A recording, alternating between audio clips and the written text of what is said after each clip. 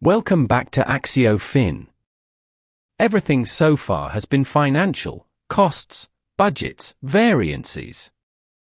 But financial results are lagging indicators. By the time profit falls, the cause happened months ago. In this episode we add the missing half, the balance scorecard and KPI dashboards. The tools that let a controller watch the leading indicators that create tomorrow's profit, not just report yesterday's. Our plan, the difference between lagging and leading indicators, the heart of the idea. The 4 perspectives of the balanced scorecard. How to link them in a cause and effect chain so the dashboard tells a story. What separates a genuinely useful KPI from a vanity metric? A worked example with a small dental group. And the takeaways. The central insight is the gap between lagging and leading indicators. Lagging indicators, like revenue and net margin, report results that have already happened. You cannot change them now. Leading indicators, like customer satisfaction, on-time delivery, product quality, and staff training, are the causes that produce those results weeks or months later, and you can still influence them today. A controller who watches only financials is driving by the rearview mirror. The scorecard adds the windscreen. The balanced scorecard, created by Kaplan and Norton, organizes measures into 4 perspectives. Financial, how do we look to the owners? Customer, how do our customers experience us? Internal process, which operations must we be excellent at to satisfy them? And learning and growth, do our people, systems, and culture let us keep improving? The word balanced matters. No single perspective dominates, because chasing financials alone quietly damages the other 3. A good scorecard is not for lists of numbers, it is a chain of cause and effect. Invest in training, learning, and growth, and your people deliver better service, an internal process gain. Better service lifts customer satisfaction and retention, the customer perspective. Loyal customers buy more and cost less to serve, which finally shows up as revenue and margin, the financial perspective. When you can read your dashboard as that story, you know which lever to pull. When it is just disconnected gauges, you are decorating, not steering. A scorecard that lives only in the boardroom changes nothing. The power comes from cascading it.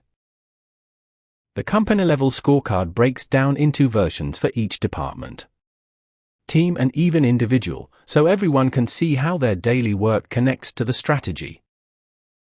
The warehouse team gets picking accuracy and dispatch time, the sales team gets retention and average order value, the board sees the financial roll-up they create. When a frontline employee can point to one number on their own scorecard and say, "That is my contribution to the strategy," the abstract plan becomes real behavior. Cascading is what turns a measurement framework into a management system.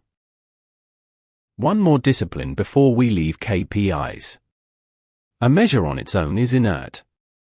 Customer satisfaction for point 2, is that good or bad? You cannot tell. Every KPI needs 3 companions, a target, so you know what good looks like, the tolerance, so you are not chasing every tiny wobble, and a trend, so you see direction. For point 2, against a target of 4.6, and down from 4.5 last quarter, is a completely different message. It says act now. Present KPIs naked, as bare numbers, and managers nod and move on. Present them with target and trend, and they create a conversation, which is the entire point of a dashboard. Before choosing a single KPI, the best controllers draw a strategy map. It is a 1-page diagram of your business's theory of success. These staff capabilities enable these excellent processes, which create these customer outcomes, which produce these financial results. Arrows connect the 4 perspectives into an explicit chain of cause and effect. Only once the map is drawn do you choose KPIs, 1 or 2, to measure each important arrow. This order matters.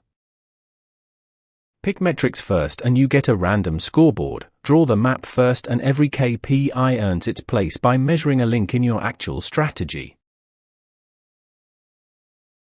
The map turns a vague plan into something you can manage. A KPI in isolation can still mislead, even with a target.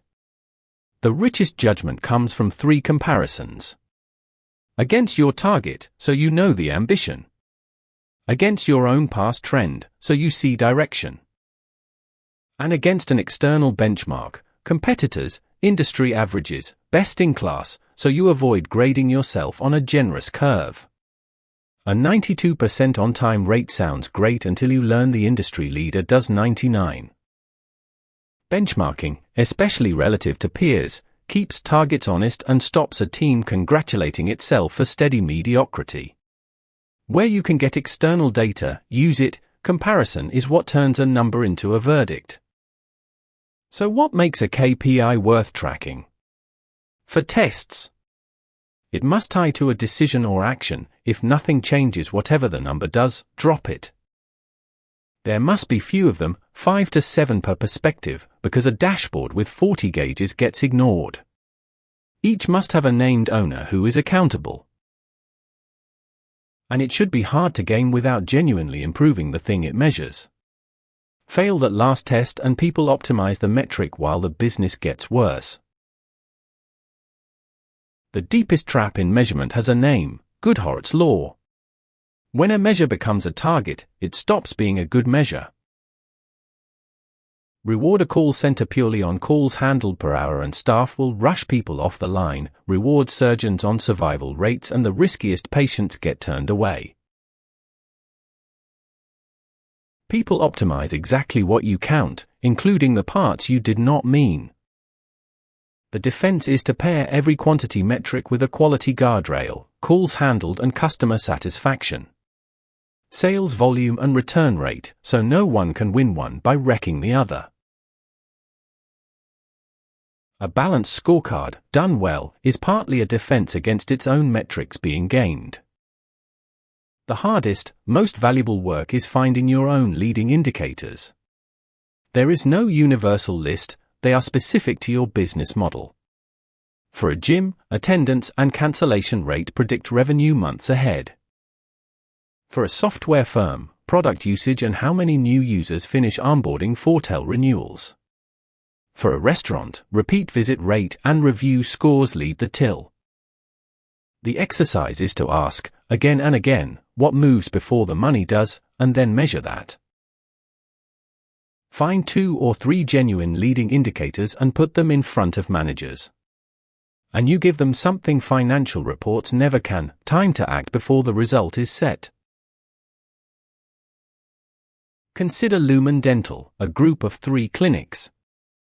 Management fixed on one financial flavored metric: patients seen per day. Dentists were pushed to see more, faster. For 2 quarters revenue rose and everyone celebrated. Then the leading indicators they had ignored bit back. Complaints spiked, online ratings fell, and repeat bookings, the lifeblood of a dental practice, collapsed. A single perspective metric had optimized the short term and damaged the business. The controller rebuilt the dashboard across all 4 perspectives. Customer satisfaction became a tracked KPI and recovered to 4.8 stars. Rebooking rate within 6 months became the headline customer metric, climbing to 71%. A process KPI, the treatment redo rate, was held under 2% to protect quality. And because the foundations were healthy, the financial perspective followed. Revenue grew 19% over the year, this time sustainably. Same goal, balanced measures, opposite outcome. 3 mistakes. First, vanity metrics, impressive numbers that flatter management but drive no action. Always ask what decision the number would change. Second, dashboard overload, 40 KPIs means none get acted on, so curate ruthlessly to the vital few. Third, a dashboard built only of lagging financials, which can never warn you in time. Pair every financial result with at least one leading driver that predicts it, the way Lumen paired revenue with rebooking rate. To recap, financial results lag reality, so add leading indicators that let you steer. Balance the four perspectives instead of optimizing one, as Lumen learned the hard way. Connect them in a cause and effect chain so the dashboard tells a story you can act on. And prefer a small set of owned, hard-to-gain KPIs over a wall of gauges. That is how measurement turns into management. We now measure the past and the leading edge. But the annual budget we built in episode 3 ages fast in a changing world. In episode 6 we look at rolling forecasts and the beyond budgeting movement. Planning that updates continuously instead of once a year. The full course is on ActioFin.com. See you in episode 6.